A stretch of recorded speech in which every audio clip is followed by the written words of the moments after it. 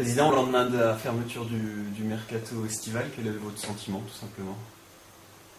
Je dirais que globalement satisfait, mais déçu avec l'issue de l'affaire Kevinana, parce que c'était un vrai choix et on est vraiment déçu de ne pas avoir réalisé cette opération.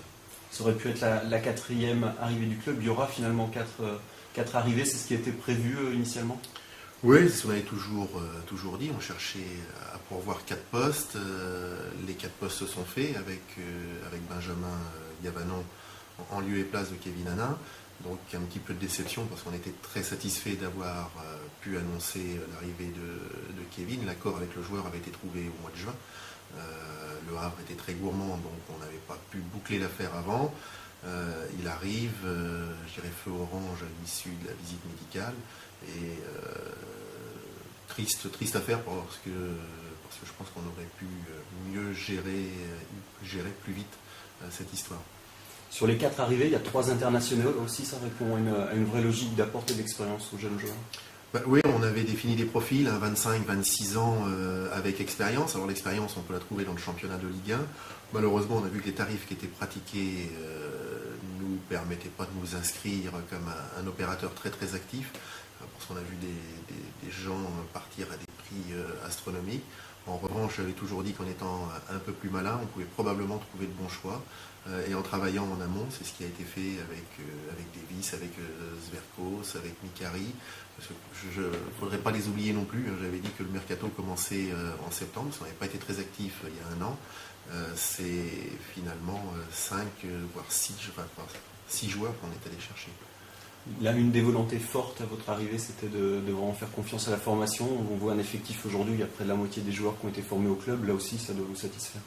Oui, c'est satisfaisant, mais il y a de bons crus et de moins bons crus. C'est vrai que là, il y a eu une génération assez exceptionnelle, puisqu'ils sont tous sur la poursuite de la Gambardella.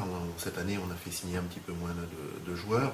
Après, ce n'est pas un objectif quantitatif. L'objectif, c'est d'abord de former des jeunes de qualité. Il se trouve qu'ils sont nombreux et qu'ils s'inscrivent en force dans l'équipe première. Mais c'est vrai qu'un centre de formation, c'est un investissement. Et si on investit dans la formation, c'est pour conserver nos joueurs et les faire jouer. Il y a eu une sorte de déflation dans le nombre de joueurs qui composent l'effectif professionnel. C'est l'année dernière l'effectif qui était trop important, cette année qui est un petit peu plus réduit? Non, l'an passé, il était clairement trop important, puisqu'on était à 35 ou 36 joueurs. J'ai plus le décompte, ça dépend où est-ce que l'on arrête. Cette année, là, on est sur 27 ou 28, c'est pareil, si on compte que les contrats pro ou ceux qui sont dans le groupe.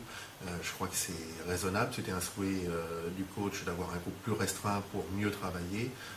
On y est arrivé relativement naturellement. Donc c'est vrai que c'est aussi une satisfaction. Je pense que ça permet de faire du meilleur travail.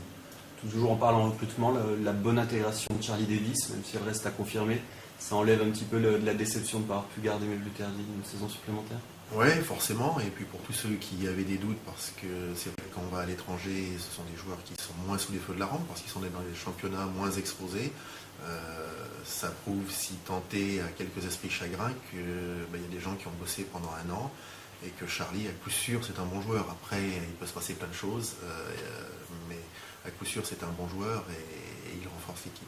Est-ce qu'un 1er septembre, on pense déjà à un joker, on pense déjà au mercato hivernal? C'est quoi le plan de bataille à présent? Le plan de bataille, c'est dès la semaine prochaine, effectivement, de commencer à définir les profils en fonction de la gestion de l'effectif que l'on veut faire, des jeunes que l'on pense qui exploseront, qui arriveront au sein du groupe. Quels sont les 2-3 profils que l'on va rechercher dès maintenant pour le prochain mercato?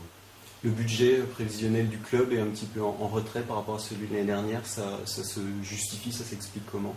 Ça s'explique tout simplement qu'à Sochaux, on n'a pas les moyens de tenir un budget de 50 millions d'euros, sauf à se mettre en danger dès que le classement sportif n'est pas là.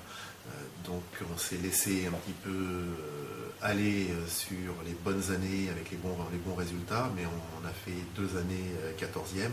Et là, les déficits se creusent parce que les aléas sportifs ont fait qu'on ne pouvait pas assumer notre budget. On est dans une agglomération de 300 000 habitants, à 40 ou 50 km, on doit être sur un bassin de moins d'1 million. Donc en termes de recettes, au bout d'un moment, il y a des règles économiques qui font qu'on ne peut pas accroître nos recettes.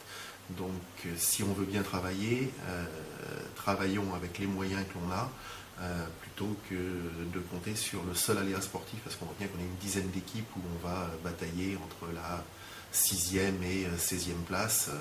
Il y en a 4 qui vont être à peu près 4 ou 5 qui vont être inatteignables en haut, et puis très vite on va voir probablement 2-3 équipes se faire distancer.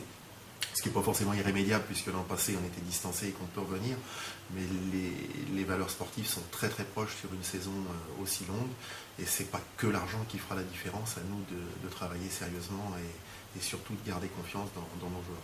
Sur le terrain justement, 4 matchs un petit peu court pour dresser un bilan, mais quoi qu'il arrive, le début est déjà plus réussi que la saison dernière.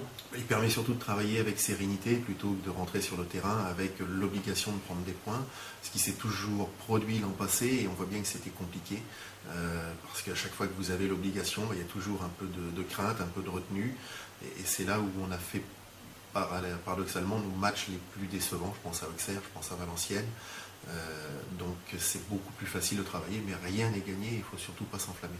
On sait qu'en début de saison, il y a une place qui est budgétée. Est-ce que celle-ci, elle est communicable?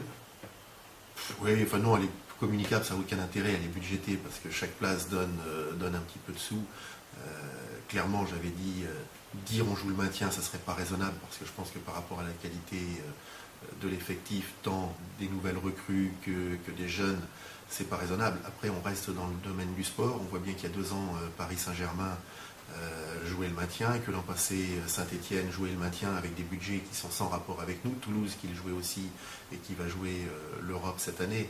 Donc oui, le maintien, malheureusement, il n'y a pas une équipe qui ne peut pas dire je ne jouerai pas le maintien, sauf peut-être des 2 ou 3 grosses cylindrées françaises, mais réellement on fera mieux que l'an passé, j'en suis convaincu.